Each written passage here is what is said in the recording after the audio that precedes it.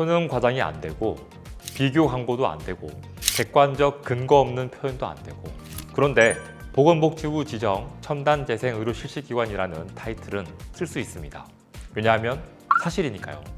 국가가 심사하고 인정한 그 사실을 그대로 광고하는 겁니다. 이 타이틀 하나가 환자들에게 주는 신뢰의 신호는 단순한 광고 문구와 차원이 다릅니다. 이 병원 나라가 검증했다는 의미니까요.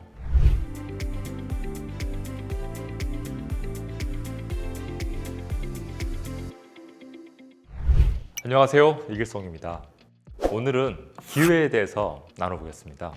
보건복지부가 인정한 병원이 된다는 것, 첨단재생의료 실시기관이 된다는 것이 어떤 의미인지, 무엇이 달라지는지, 어떻게 할 수 있는지에 대해서 알아보겠습니다. 이 얘기가 사실 원장님들께 가장 와닿을 수 있는 이야기인데요. 리스크는 피하는 것이고 기회는 만드는 것이니까요. 대한민국에서 지금 보건복지부로부터 첨단재생의료 실시기관 지정을 받은 의료기관이 몇 개 정도일까요? 아직은 소수입니다. 종합병원, 병원, 그리고 의원까지 다 해서 현재까지는 197개가 지정이 되었습니다. 그 말은 지금 이 지정을 받는다는 게 희소한 타이틀이라는 겁니다.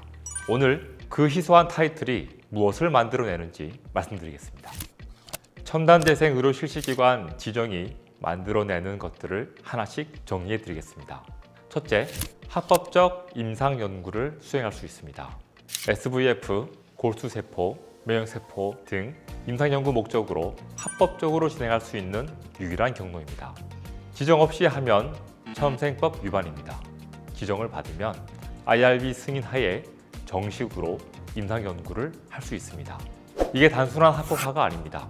정식 임상연구로서 데이터가 쌓이고 그 데이터가 논문이 되고 논문이 학회 발표가 되고 그게 병원의 학문적 신뢰로 이루어지는 구조가 만들어집니다.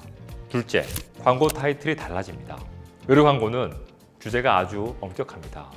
효능 과장이 안 되고 비교 광고도 안 되고 객관적 근거 없는 표현도 안 되고, 그런데 보건복지부 지정 첨단재생의료 실시기관이라는 타이틀은 쓸 수 있습니다. 왜냐하면 사실이니까요. 국가가 심사하고 인정한 그 사실을 그대로 광고하는 겁니다. 이 타이틀 하나가 환자들에게 주는 신뢰의 신호는 단순한 광고 문구와 차원이 다릅니다. 이 병원 나라가 검증했다는 의미니까요. 셋째, 임상연구 지원금 신청 자격이 생깁니다. 보건복지부와 관련 부처에서 첨단재생의료 임상연구 지원 사업을 운영하고 있습니다. 이 지원금의 규모는 과제에 따라 다른데요. 작게는 6억, 많게는 20억까지 나옵니다. 이건 대출이 아닙니다. 갚지 않는 연구비입니다. 넷째, 세포 처리 시설 사업으로 확장 가능한 기반이 생깁니다. 지정 기반이 GMP 기준의 세포 처리 시설을 갖추면 다른 의료기관에 세포 처리를 위탁받는 사업이 가능해집니다. 이건 지금 당장이 아닌 중장기 비전이지만 그 기반이 지정에서 비롯됩니다.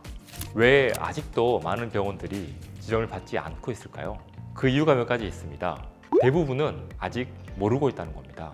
그런 제도가 있었어? 라고 묻는 분들이 많은데요. 아직도 첨생 지정이라는 게 있다는 걸 모르는 원장님들이 많이 있습니다. 알긴 아는데 지레 포기하는 경우가 있습니다. 우리 병원 규모로 받을 수 있을까? 하고요. 그런데 실제로는 생각보다 다양한 규모의 병원들이 지정을 받고 있습니다. 물론 요건을 갖춰야 하지만 대형 병원 전용 제도가 아닙니다. 잘못된 정보를 갖고 있는 경우가 있어요. 비용이 억 단위로 든다, 1, 2년 걸린다 같은 과장된 정보들입니다. 실제 준비 기간은 병원 상황에 따라 다르지만 제대로 된 준비와 전문 지원이 있으면 훨씬 효율적으로 진행할 수 있습니다. 그리고 경쟁의 관점에서 한 가지 더 말씀드리면요. 지금은 지정기관이 많지 않습니다. 그래서 지금 받으면 지역 내 희소성 있는 기관이 될 수 있습니다. 그런데 5년 뒤에 지정기관이 몇 배로 늘어나면 차별화 효과가 지금과 같을 수는 없습니다. 선점 효과는 지금이 가장 크고 갈수록 줄어듭니다. 저희가 처음에 하는 게 현황 진단입니다. 병원에 직접 방문해서 시설이 어느 수준인지, 어떤 장비가 있는지, 어떤 시술 경험이 있는지, SOP는 어디까지 있는지 그 갭을 파악하는 게 아주 중요합니다. 그 다음에 단계별로 진행합니다. 첫 번째로는 시설입니다. 병원들은 갖추고 있지만 의원에서 공통적으로 갖추고 있지 않은 것이 공기조화 장치입니다. 그래서 필수적으로 공기조화 장치와 수술실의 헤파 필터 시설을 갖추게 됩니다. 또한 장비 중에서는 냉장고와 냉동고가 있습니다. 이는 의료용 냉장고로서 자동온도 기록계와 검 교정 성적을 받아야 합니다. 그리고 현장 실사 전에 모의 실사를 진행합니다. 실사 당일날 심사위원들이 어떤 질문을 하는지 그리고 어떻게 대응해야 하는지를 미리 연습하는 곳입니다. 저희 회사의 가장 강점이 바로 이곳입니다. 떨어질 수 있는 위험이 가장 많은 것을 가장 많이 연습을 하는 곳입니다. 실제로 많은 병원들과 임상연구를 진행하고 있기 때문에 그러한 경험들이 그대로 반영이 됩니다. 첨단 재생 의료는 지금 의료산업에서 가장 빠르게 성장하는 분야 중 하나입니다.